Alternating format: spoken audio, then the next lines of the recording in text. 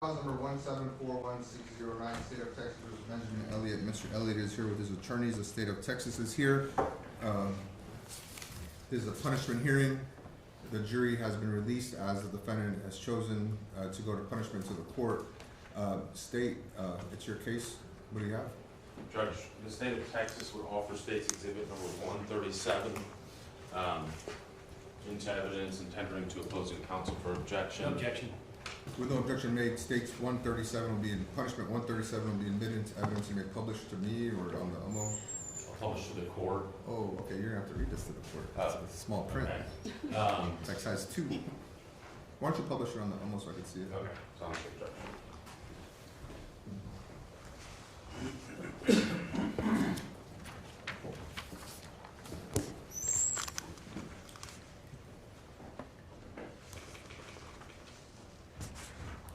I reviewed this exhibit prior at another hearing, but I'll read it again if you want to read it to the court.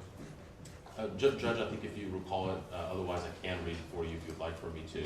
I can read it right here. And I'll move forward when the judge would like for me to. And move forward, please.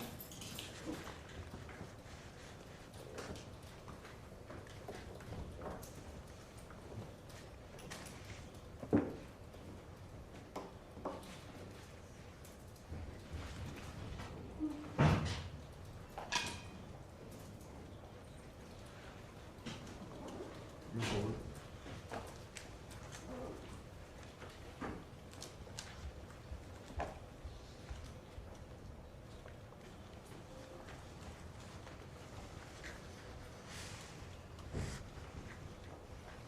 Move forward.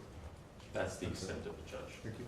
And at this time, Judge, the State would rest and reserve the opportunity for arguments. Defense. Oh, I'm sorry, Judge. One last thing. We'd re-offer all the exhibits from our guilt innocence case in chief. Okay. And you have no objections to that, obviously? No, we do not, Judge. Minus your prior objections to some of the exhibits, of course. Correct.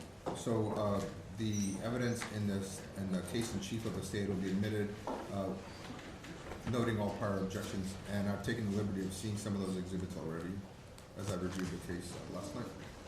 Defense. Your Honor, we call Martha Knight Oakley. Who's that?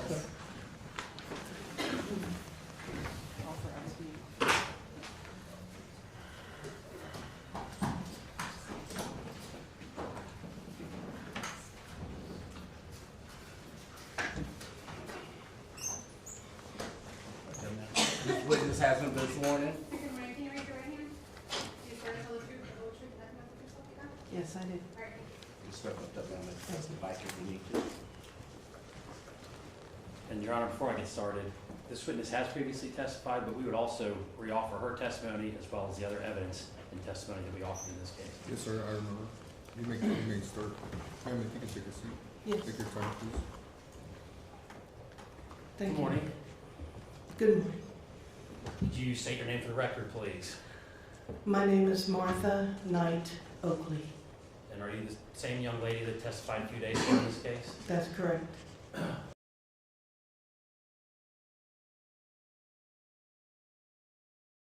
First of all, tell the judge about Megan Elliott.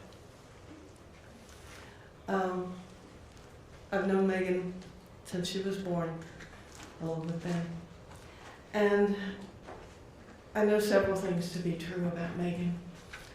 One is she always spoke the truth. She would tell me what she wanted me to hear, whether I wanted to hear it or not. And I love her for that. She was forthright.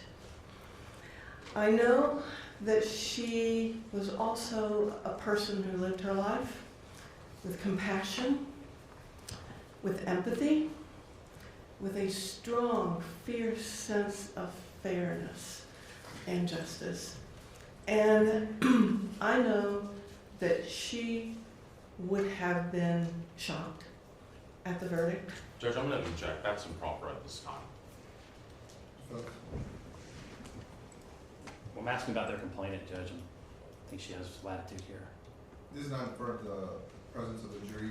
I understand the rules, and I'll take what I can into account, but I'll let her speak for peace. And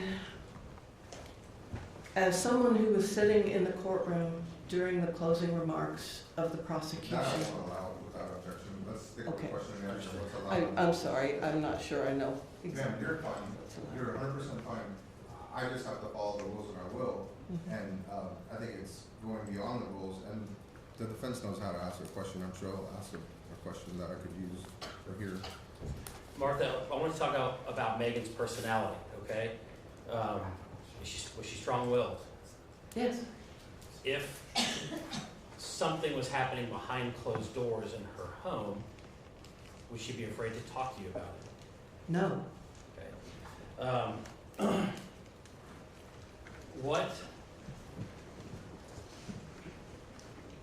What type of things would Megan confide in you about or tell you about when you say she's intimidated?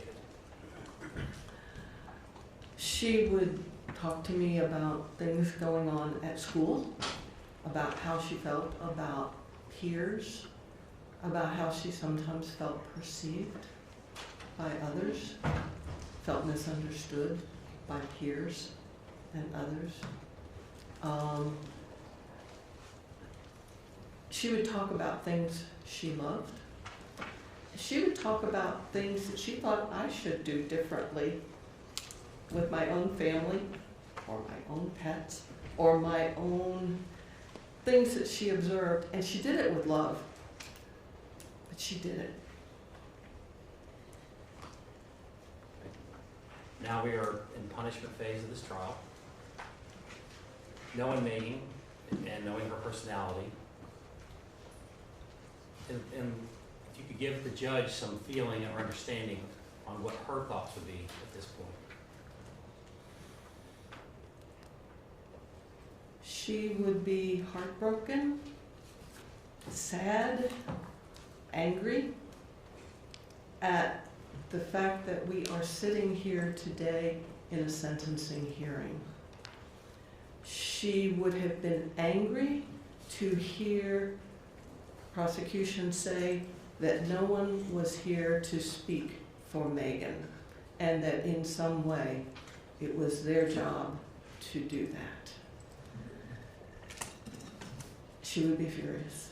That is not the Megan I know. The Megan I know was compassionate. She was understanding. She thought critically about things. She thought deeply about things.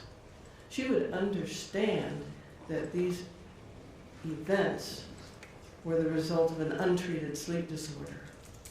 And if there is anything that she would want to come as a result of this, it would be lenience and compassion on the part of the court for Ben, and it would be that there be a greater understanding in the public of the widespread occurrence. Judge, I'm going to object to narrative at this point. That's the thing. Pass witness, Judge. I've got no questions for this witness, Judge. Thank you, ma'am. You're excused. Thank Next witness. We call Michael Elliott.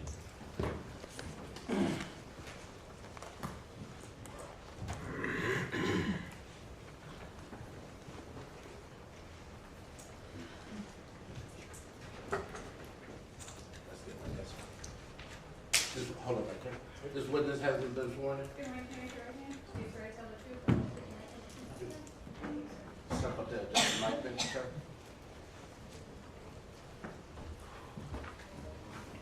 You may proceed, sir. Thank you, Your Honor. Good morning, sir. Can you introduce yourself for the record? My name is Michael Elliott. You're Ben's dad. Yes. I want to talk about some reactions Ben has had since his arrest in this case, okay? First of all, it was under my instruction Ben not talk to you about what happened, correct? Yes. All right. With those instructions on Ben, how did it weigh on you and him and y'all's relationship? It was extremely difficult and frustrating not to be able to talk about the events of that night. Okay. How has it been for him, his reaction that you observed? He has been frustrated, he's been angry, he's been incredibly sad, he's broken down, literally on the floor screaming. Just, yeah, he is having an incredibly difficult time dealing with that.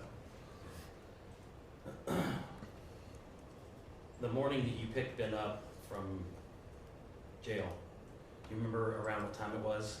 What time of the year? I don't remember what time it was. I mean, it was shortly after his arrest. So as far as time of day, it was early morning. So, but not the next morning. I don't remember how many days passed between the arrest and when we picked him up. Okay.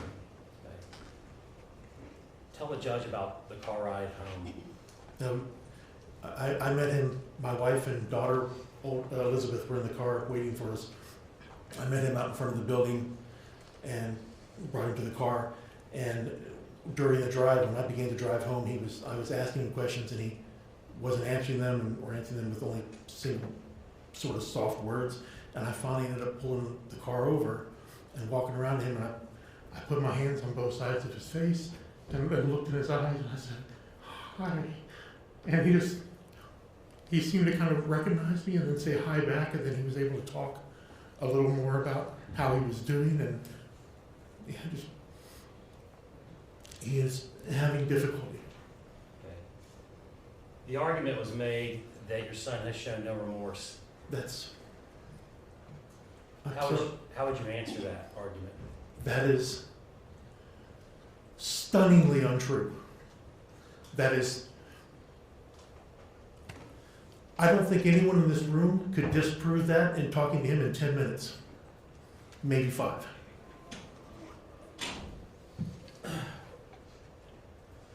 Tell the judge your last memories of your daughter and what those were.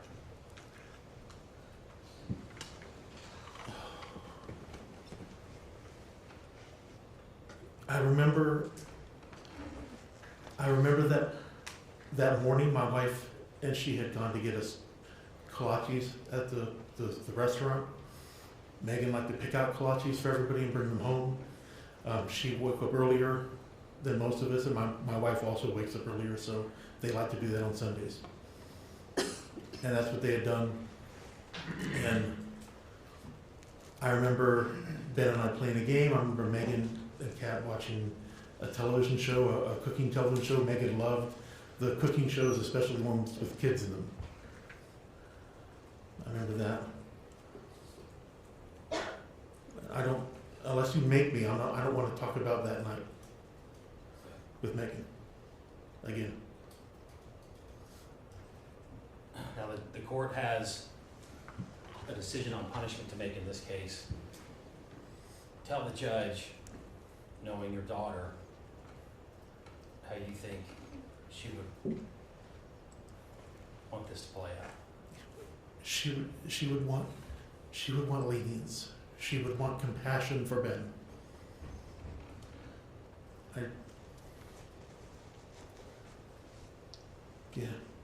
She would want compassion for Ben. I don't want to reiterate what Martha said, but yeah, she would be very angry at this. Well, let me ask you then. How would you respond to the accusation that we don't know what goes beyond closed doors at your home? I don't know.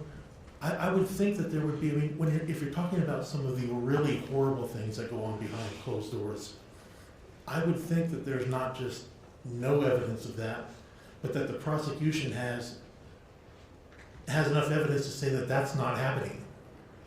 I don't know where the accusations come from. Judge, I'm going to object to narrative at this point. Question answered, please. Okay. If you mentioned if the prosecution had evidence, what do you mean by that? And I'm going to object as improper at this time, Judge. Mr. Rooker. Judge, this was raised in closing argument.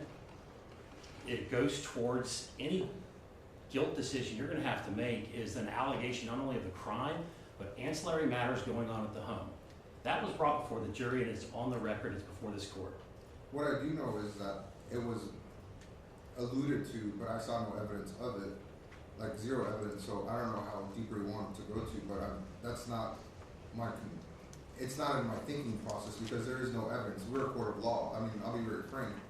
We're a court of law. I go by evidence. I saw no evidence, and I know the state, they're very good at finding evidence, so it's not in my factors, but you could ask one more question and move on because it's not in my thinking pattern. Appreciate that, Judge. Mr. Elliott, from what you observed, based on all these investigators, all these efforts by the district attorney's office, what efforts were made to find out if things were troubling Megan, between Megan and Ben? I don't know of any efforts, but I wasn't able to be here for a lot of the trial. I'm not sure what evidence was presented, but I don't know of any attempt to contact us anyway and find out. They had all of Megan's phone. I would assume if there was a problem that there would be some reference to it in there.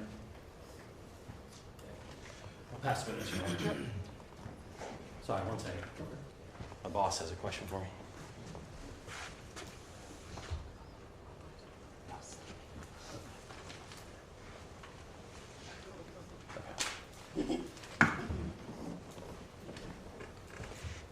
Okay. Michael, I believe you brought this up in trial briefly, but you mentioned Ben had been sleeping with an alarm on his door. Yes. Tell the judge about that. When we first got home, Benjamin has an alarm on his door that, at his insistence, that we ordered. It made him feel safe to have an alarm on his door that would wake him up if he was walking in his sleep and opened his door. It's an alarm that he sets with either a code or disarms with a code or uses a key fob. We have one key fob by his bedside table and another one mounted on the wall outside. So the idea is he sets the alarm, and then if he wakes up in the night and opens his door without disarming it, that the alarm will go off. And whose idea was that? That was Benjamin's idea. Before that, we were sleeping, I was actually sleeping in a chair with the back against the door of the bedroom that he and my wife and I were sharing. Okay. Did Benjamin express fear to you about going to bed? Yes. Pass witness, Judge. Mr. Elliott, I don't want to belabor the point, but you were interviewed by the Harris County Sheriff's Homicide Division, Yes. and they did ask you for any direction or understanding of Benjamin's sleep disorders or mental health issues at that time. Yes. And they did ask you to provide them with any information that you knew. That I knew at the time. Correct. Yes. So like staying up and playing on his computer would have been something that you probably should have told them. I mean, I don't see staying up and late and playing on a computer as unusual at all for a 16 or 17-year-old boy. I'm not sure what your experience is. That hasn't been mine. Okay, but your experience has been that since Benjamin put an alarm on his door, he has or hasn't slept well. It's not the alarm that does anything with his sleeping. The main thing has been the CPAP machine that has allowed him to sleep.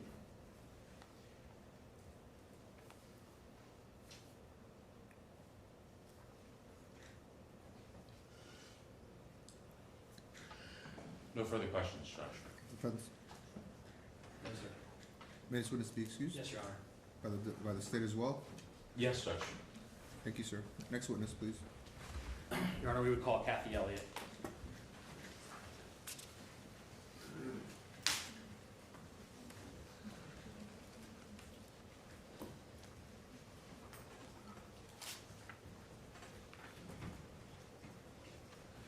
Let's go back in now. This witness hasn't been sworn in? Do you swear to tell the truth, the whole truth, and nothing but the truth? Just step up there, just the mic you need to know.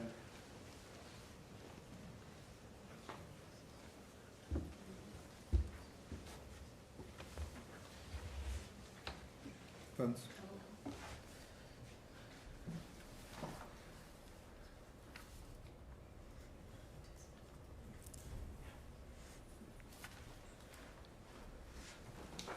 May I proceed, Judge? you may. Good morning, ma'am. Introduce yourself for the record. My name is Kathy Elliott. Kathy,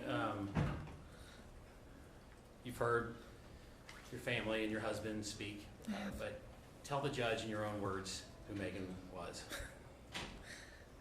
Megan was amazing. Megan had difficulty making friends sometimes. She was starting to come into her own and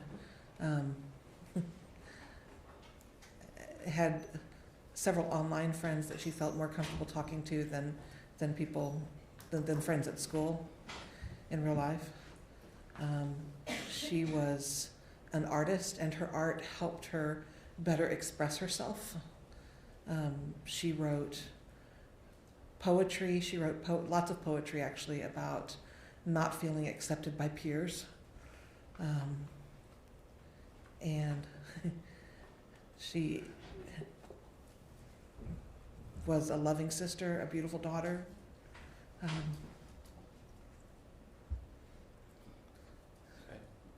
Tell the judge about Ben. Ben is an amazing person. He is kind. He is helpful. He looks out for people. He,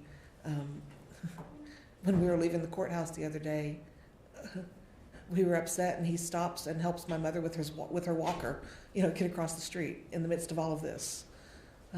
He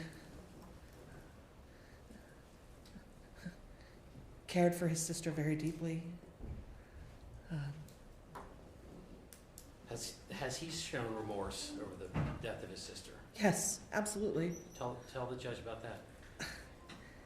He has multiple times just broken down and cried on my shoulder, or he just. It's frustrating because we weren't allowed to talk about details of the case. But on the way home, Michael mentioned a little bit about how he stopped the car, and in the car ride on the way home, he just sat in the back seat and just over and I'm sorry.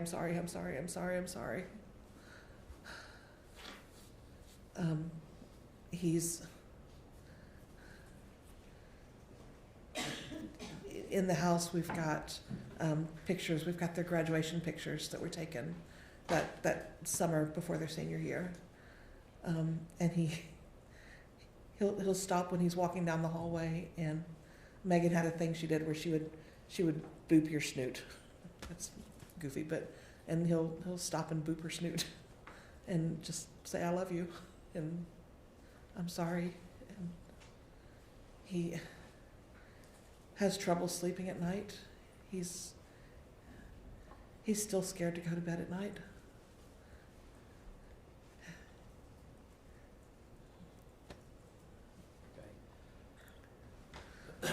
Your daughter, I think it was from the witness testimony, she was an introvert. Elizabeth, yeah. Megan was, yes. So tell the judge there was a time period where Megan attempted either suicide or drank something she shouldn't have. Tell the judge what was going on in y'all's life then. So we were living in Conyers, in Georgia, and we had moved into the house with my mom. I had left the Girl Scouts because I wanted to finish up my degree, and they couldn't keep my full-time job and do the degree.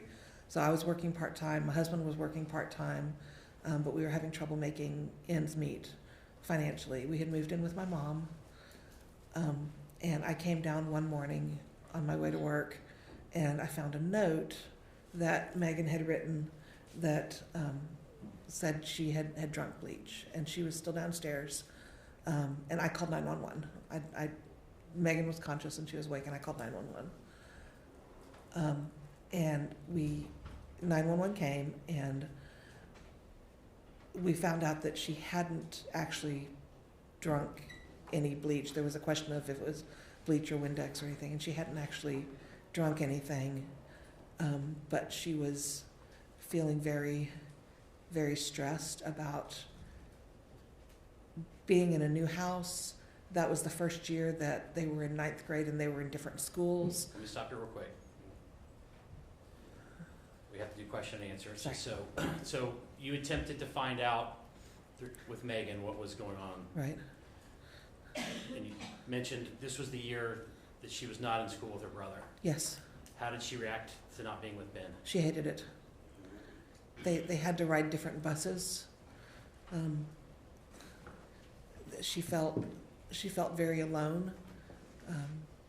She felt like she didn't have anybody there at school to be with her, to sit with at lunch. She didn't make any friends that year. She had a miserable year. And then we had moved on top of that, and it just.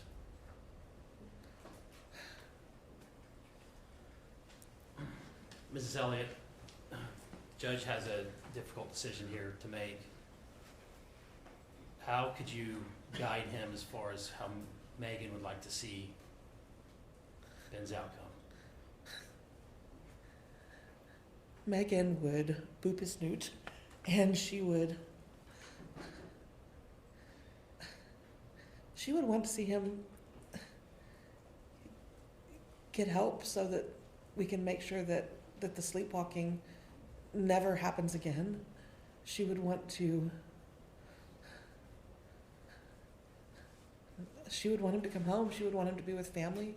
She would want to give him a big hug.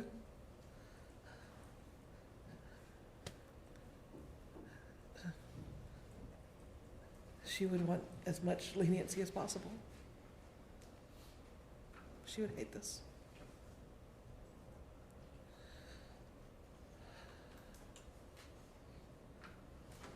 Thank you. Judge, I'll pass the witness. Steve, No questions, Your Honor. may this witness be excused?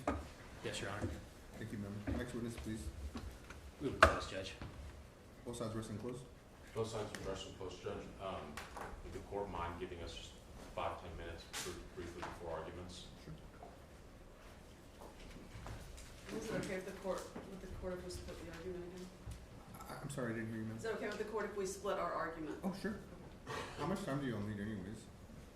10 minutes?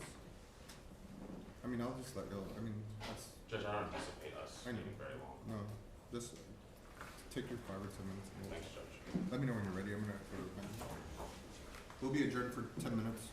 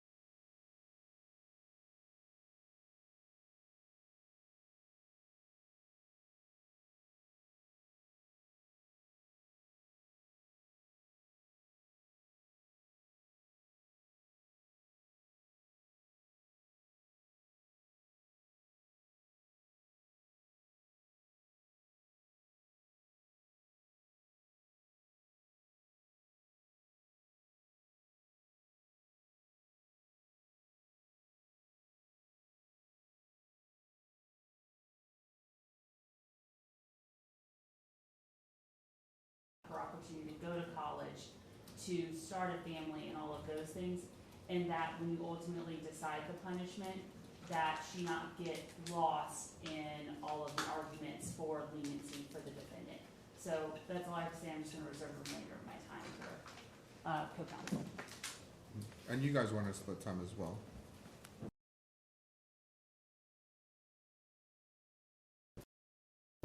Judge, we respect the jury's decision in this case. We do not agree with the jury's decision in this case.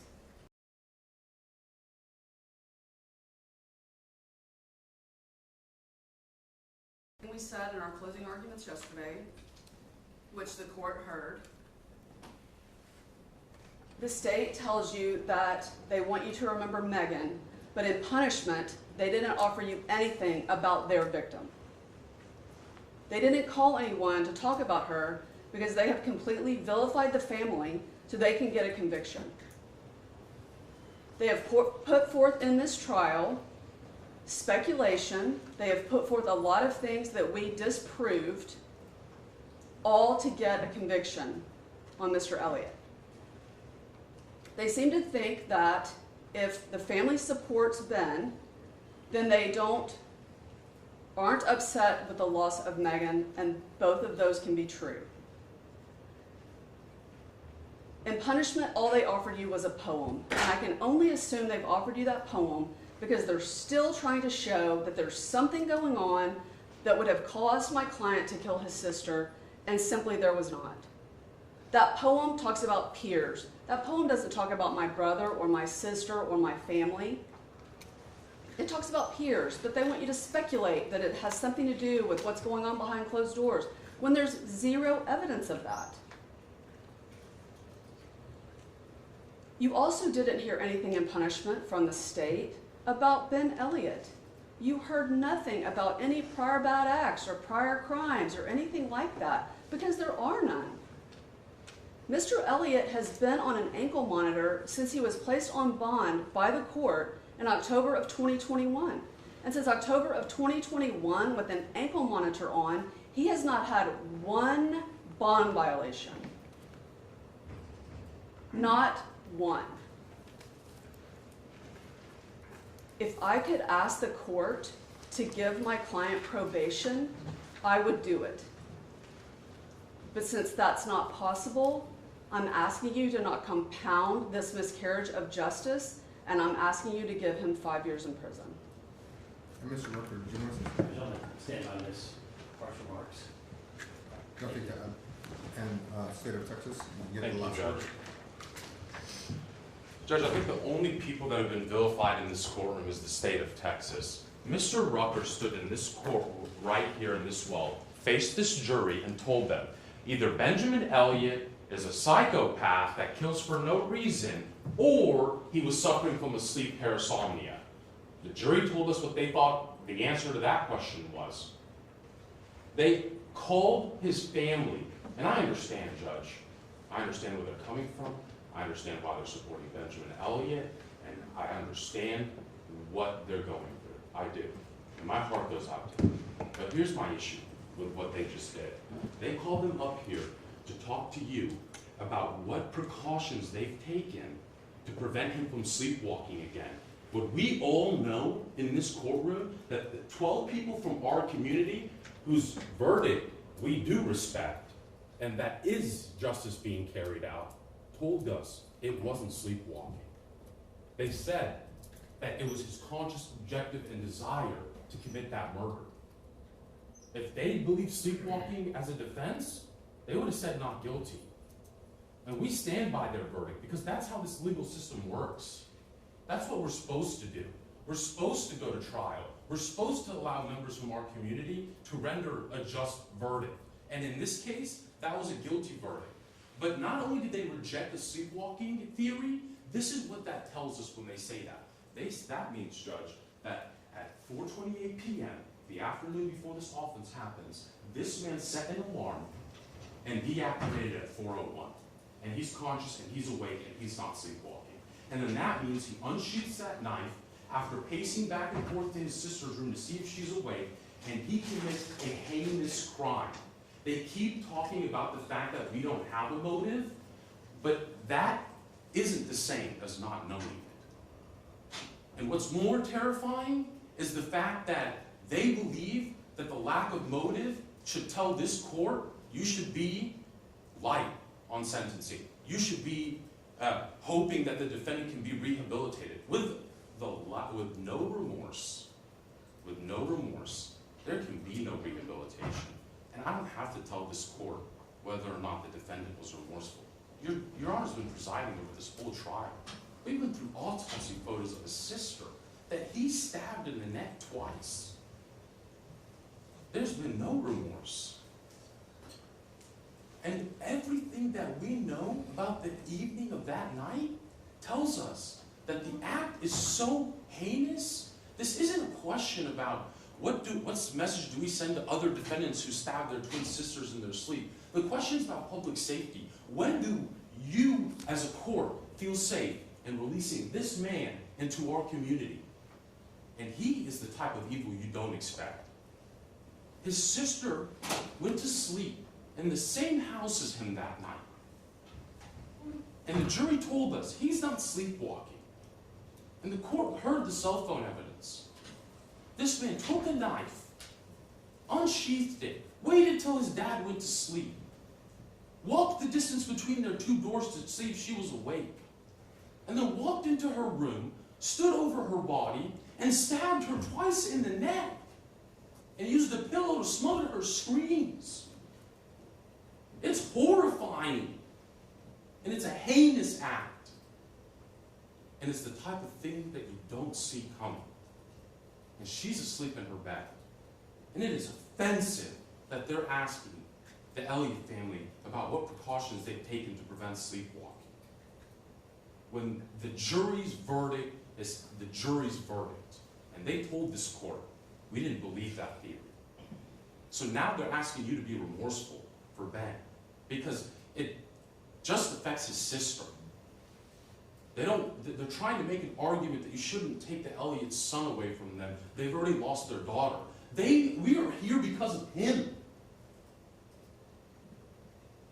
And he is the one that went into her room that night and snuffed the life out of her while she laid asleep, defenseless, a 17-year-old girl, his own twin sister that came out of the womb with him. He took her life.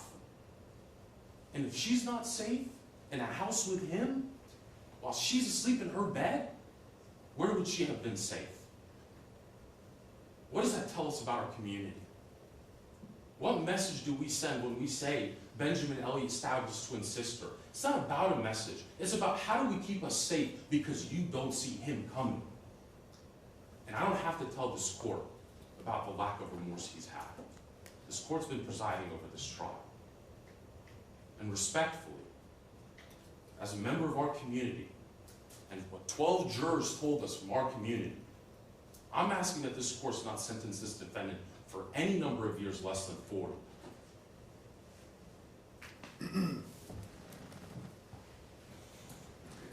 When assessing punishment, I look at many factors that help guide me. This is a wide range of punishment, 5 years, 99 years, or life. I look at the criminal history of the defendant. I look at similar cases with fact patterns and what juries have decided, and there's none. I mean, we could all agree on that. And I've looked. I look at what the jury has told me, and defense, they did not agree with your defense. I'm sorry, they didn't. However, unsolicited, they told me to be lenient with Mr. Elliott. I will tell you that, and I've told y'all that when I spoke with them. I didn't ask, they tell me. I look at cases I've tried as a prosecutor and defense attorney, try to look at similarities to see what I think is just. I look at mitigation in this case, and there's mitigation. I mean, there is no criminal history. He seems to be portrayed as a nice person. I can't argue with that. I look at aggravated circumstances. The complaining witness, if she was young, she didn't deserve what happened. I look at how the defendant behaved on bond. I sit there, and I've told everyone before, I see what people do, not what they say, and I just watch them, and just to see what they're going to do. And he's behaved. We can't argue with that. I think about the victim. I have. I do. I will. I have. I think about the victim's family, which is also his family. I think about the defendant's age. I think about rehabilitation and punishment. And I think about what I think is just and what I can live with. Because the bottom line is I have to be able to live with whatever sentence I give. And I take that very seriously. Stand up, Mr. Elliot.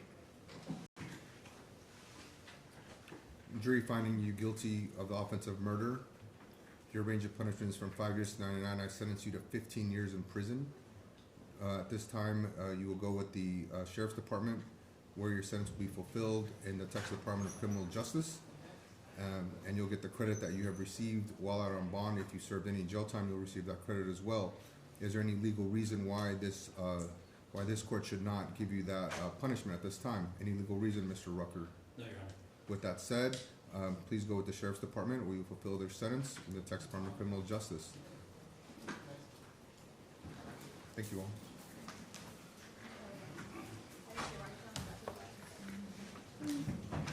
I don't expect anyone to be happy with this. Everyone loses. We respect the court's decision. Everyone loses.